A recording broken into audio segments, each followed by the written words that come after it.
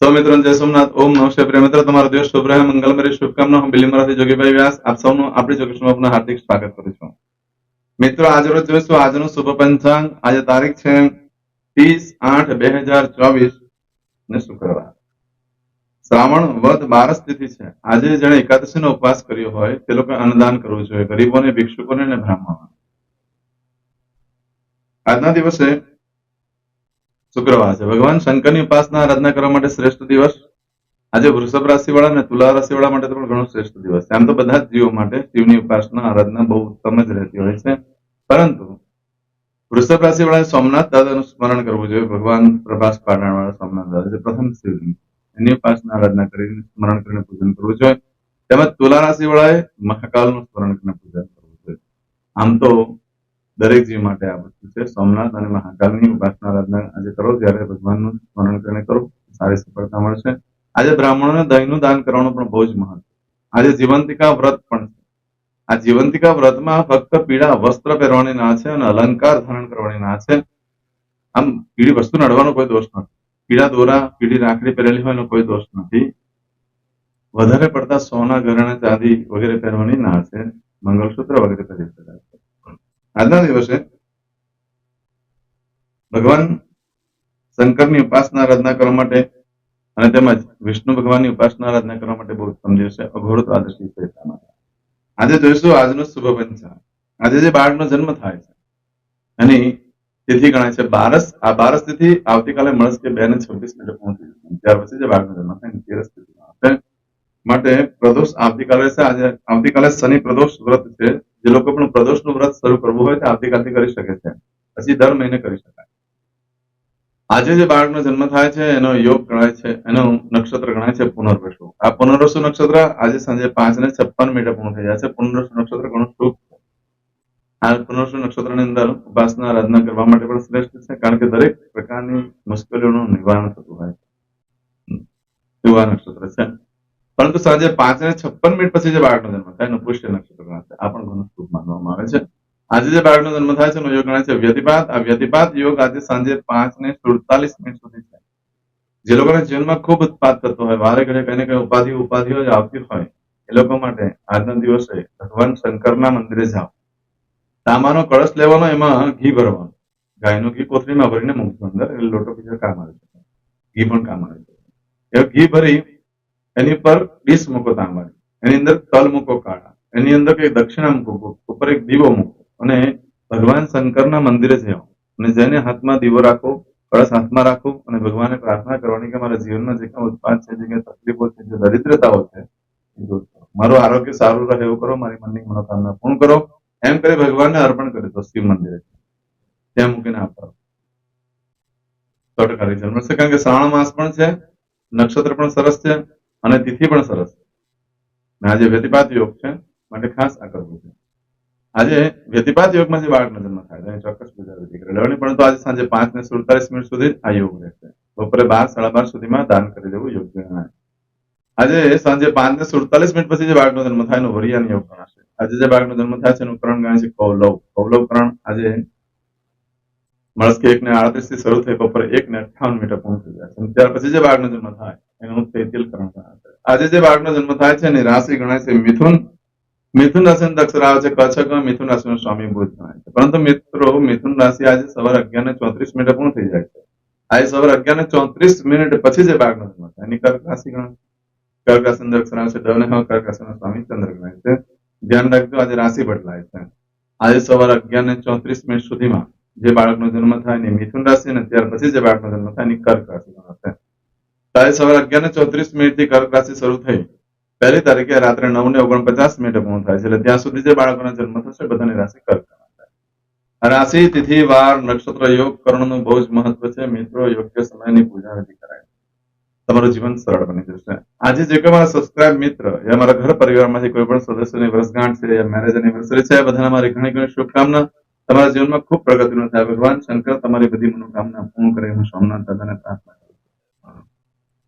મિત્રો, આજના દિવસે એક ખાસ સૂચના આપું કે જે લોકોની વર્ષગાંઠ યા મેરેજ એનિવર્સરી હોય એ લોકોએ ખાસ કરીને ભલે તમે બર્થડે પાર્ટીને બધું કરતા હો, પણ ગ્રહોને તૃપ્ત કરો.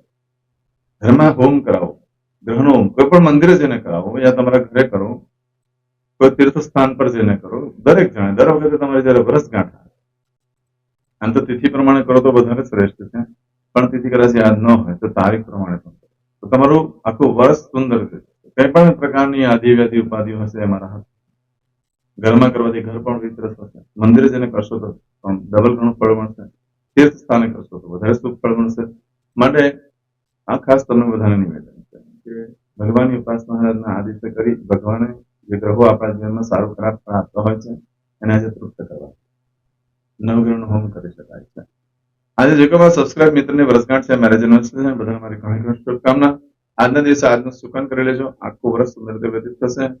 મારા સબસ્ક્રાઇબ મિત્રો મારા ઘર પરિવારમાંથી કોઈ પણ સદસ્ય આજે કોઈ પણ જગ્યા પર ઇન્ટરવ્યુ આપવા જઈ રહ્યા છે, કોઈ નવો ધંધો વેપાર ચાલુ કરવા જઈ રહ્યા છે, કોઈ એક્ઝામ આપવા જઈ રહ્યું છે, કોઈ ધર્મક્ષેત્રની યાત્રા પ્રવાસ માટે જઈ રહ્યું છે, આજે કોઈ વિદેશમાં જઈ રહ્યું છે, આજે કોઈને ડિલિવરી હોઈ શકે, કોઈને ઓપરેશન હોઈ શકે, કોઈની શક્તિની પૂજા, કોઈને રમત ગમતમાં ભાગ લેવા જઈ રહ્યા છે, કોઈને આજે સગાઈ હોઈ શકે. આવા દરેક તમામ કામ માટે હું તમને શુભકામના પાઠવું છું. ભગવાન શંકરને પ્રાર્થના કરું કે તમારા કાર્યમાં સફળતા મળે. પરંતુ મિત્રો આ બધા કામ કરવા જાઓ છો ત્યારે આજનું સુકન કરીને જાઓ તો સારી સફળતા મેળવી શકશો.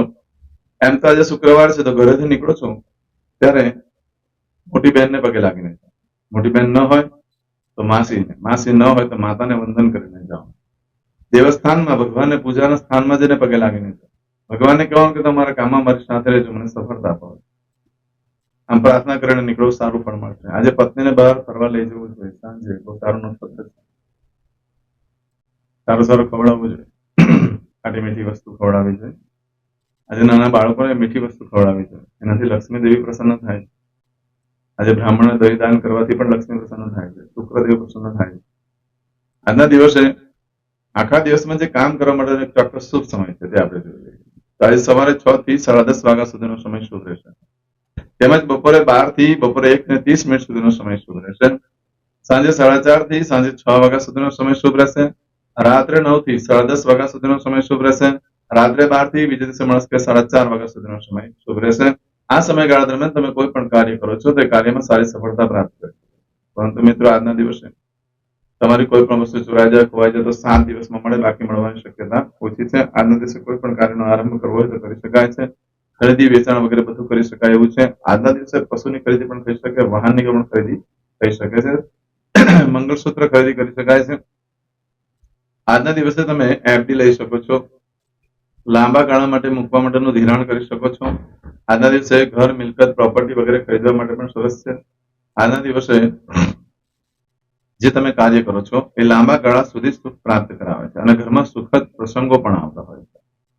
આજના દિવસે નવા વસ્ત્ર દરેક જણા ધારણ કરી લો, કારણ કે દરેકને કાંઈ ને કાંઈ મુશ્કેલી છે. આજે નવા વસ્ત્ર ધારણ કરવાથી અડચણો અને મુશ્કેલીઓમાંથી મુક્તિ મળતી હોય છે. કાંઈક ને કાંઈક રસ્તો મળી જાય અને આપણું જીવન સરળ બની જતું હોય છે. આજના દિવસે નવા વસ્ત્ર ધારણ કરવાથી કોઈ ધર્મ ક્ષેત્રની જાત્રા પણ જવાનું થઈ શકે છે. માટે આજનો દિવસ ઘણો શુભ છે. પણ આવું બધું જે ફળ છે આજે સાંજે 5:56 સુધીમાં તમને, પરંતુ આજે સાંજે 5:56 લઈ આવતીકાલે સાંજે 7:40 સુધીમાં તમે જે કાર્ય કરો છો એનું ફળ બદલાઈ જશે. એમાં તમારી કોઈ પણ વસ્તુ ખોવાઈ ગઈ, ચોરાઈ ગઈ તો 7 દિવસમાં મળે, બાકી મળવાની શક્યતા ઓછી. આજના દિવસે કોઈ પણ કાર્યનો આરંભ કરવા માટે, ખરીદી કરવા માટે ઉત્તમ છે, પરંતુ એમાં સુખ સમૃદ્ધિમાં વધારો થાય છે. જરૂર નથી કે તમે સુખ ભોગવી શકો, નુકસાન ન થાય, પરંતુ સારું છે, કરી શકાય. ખરીદી પણ કરી શકાય, વેચાણ પણ કરી શકાય. લાંબા સમય સુધી સુખ રહે છે તમારી પાસે. પશુ ખરીદવા માટે પણ ઉત્તમ, વાહન વ્યવહાર ખરીદવા માટે પણ ઉત્તમ છે, દસ્તાવેજ ઉપર સાઇન કરવા માટે પણ ચાલે એવો દિવસ છે. આજે નવા વસ્ત્ર દરેક જણા ધારણ કરવા જોઈએ. આજે ઇન્ટરવ્યુમાં સફળતા મળે, નવા વસ્ત્ર ધારણ કરવા અને ધન લાભ થાય છે. વ્યાજની આવકમાં પણ વધારો થતો હોય છે. એવો આજનો દિવસ છે. આજે નવા વસ્ત્ર ધારણ દરેક જણા કરવા જોઈએ. આજે સવારથી સારું છે નવા વસ્ત્ર ધારણ કરવા માટે. તે આવતીકાલે સાંજે 7:40 સુધી નવા વસ્ત્ર ધારણ કરવા માટે યોગ્ય રહેશે. અત્યારે જે મેં તમને કહ્યું એ આજે સાંજે 5:56 થી લઈ આવતીકાલે સાંજે 7:40 સુધીમાં તમને આ પ્રાપ્ત થશે. આજે કરી આજનો સંકલ્પ કમસીમાં પાણી. અદ્યતનમાસનમાસોત્તમ પરમ પવિત્ર શ્રાવણ માસે શુભે કૃષ્ણ પક્ષે દ્વાદશીયાયામ ભૃગુવા શરણવિત્તાયામ. હવે દરેક જણા પોતાનું સાચું નામ બોલી દો. તમારું ગોત્ર ખબર હોય તો ગોત્ર બોલી દેવાનું. પછી બોલવાનું છે અહમ, મમ, આત્મન, શ્રુતિ, स्मृति पुराणोक्त पुण्य फल प्राप्ति अर्थम अप्राप्त लक्ष्मी प्राप्ति अर्थम प्राप्त लक्ष्मी चिरकाल सौ रक्षणात्मक लोकेवा सभायां राजद्वारे व्यापारे विद्या अभ्यास देश विदेश सर्वत्र यश कीर्ति विजय लाभादि प्राप्ति अर्थम मम अखिल कुटुंबस्य आयु आरोग्य ऐश्वर्यादि प्राप्ति अर्थम मम जन्म समय तथा च विप्र वृंदानां जन्म समय जन्म कुंडली मध्ये स्थित ग्रहः गोचर ग्रहः महादशा अंतर्दशा प्रत्यंतर्दशा तथा च योग युति दृष्टि मध्ये शुभफल प्राप्ति अर्थम भय रोग शत्रु बाधा दोष मारण तारण मंत्र तंत्र अरिष्ट दोष पीड़ा निवृत्ति अर्थम भूत प्रेत पिशाचादि द्वारा रचित अरिष्ट दोष निवृत्ति अर्थम मम सकल मनवांछित फल और તમારા મનમાં જે કઈ ઈચ્છા હોય તે બોલી જવાનું.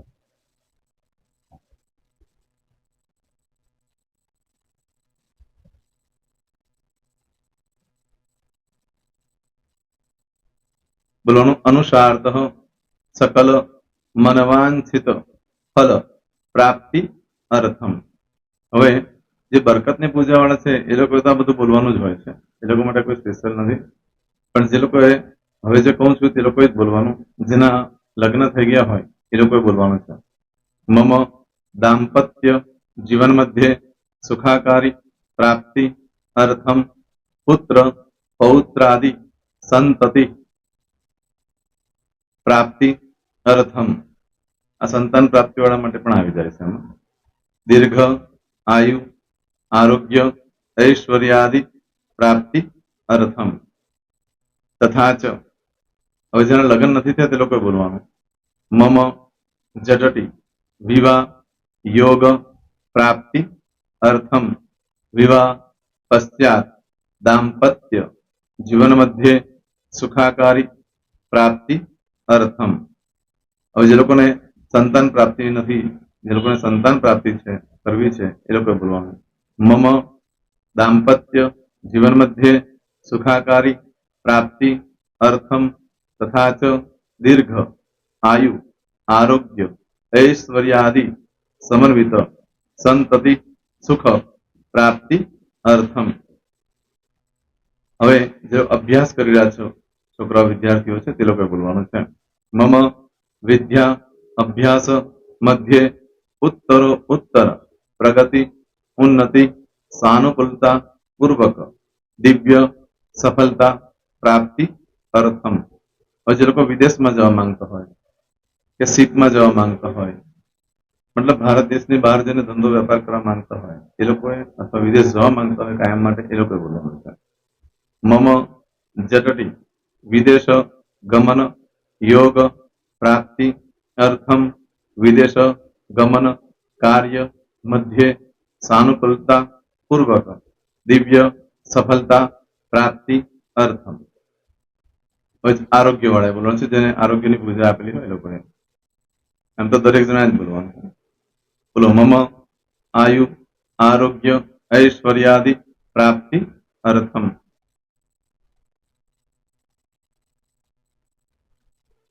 હવે દરેક જણા બોલવાનું. सकल मनवांछित फल प्राप्ति अर्थम अद्य दिने प्रधान देवतानां नित्य दिन अनुसारतः पूजन અર્ચન કર્મણિ અહમ કરીશ્યે. પાણીવાળી થાળીમાં પાણી મૂકી દેવાનું છે. હવે તમારી બધી પૂજા જે મેં આપેલી છે એ પૂજા થઈ જાય, અથવા તો તમે રોજ પૂજા કરતા છો, મારી પાસેથી નથી લઈ ગયા, એ પૂજા થઈ જાય પછી ફરી પાછી ચમચીમાં પાણી લેવાનું. અહીંયા વિડીયોને સ્ટોપ કરી દેવાનું. પૂજા પતે એટલે પાછું આગળનું કરવાનું છે. અહીંયા વિડીયો સ્ટોપ કરી દેવાનો અને પૂજા પતે એટલે બોલવાનું છે વિષ્ણવે વિષ્ણવે વિષ્ણવે નમો નમઃ. વિષ્ણુ સ્મરણા સર્વમ પરિપૂર્ણ અસ્તુ. એતાની ગંધ પુષ્પ ધૂપ દીપ નૈવેદ્ય તામ્ર દક્ષિણા પ્રદક્ષિણા સહિત પ્રણુ મમ સકલ મનવાંછિત ફલ પ્રાપ્તિ અર્થમ પૂજન અર્ચન પ્રિયતાન નમમ. પાણી મૂકી દેવાનું, પાછું પાણી લેવાનું. પૂજન અર્ચન બ્રહ્માર્પણમસ્તુ. નીચે જમીન પર પાણી મૂકો, એમાં આંગળી ઘસી કપાળમાં તિલક કરી દો. કપાળમાં જમીન પર પાણી મૂક્યું છે એમાં. ત્યાર પછી ભગવાનને કહેવાનું કે હે પ્રભુ, આજે પૂજા કરતા કોઈ પણ પ્રકારની ભૂલચૂક થઈ ગઈ હોય તો અમને ક્ષમા કરજો. અમે તમારા બાળક છીએ. પ્રભુ, તમારો ખૂબ આભાર માનું છું. આજે મારી પાસે તમારી પૂજા કરાવી, મારી મનોકામના પૂર્ણ કરી. પ્રાર્થના કરી દો.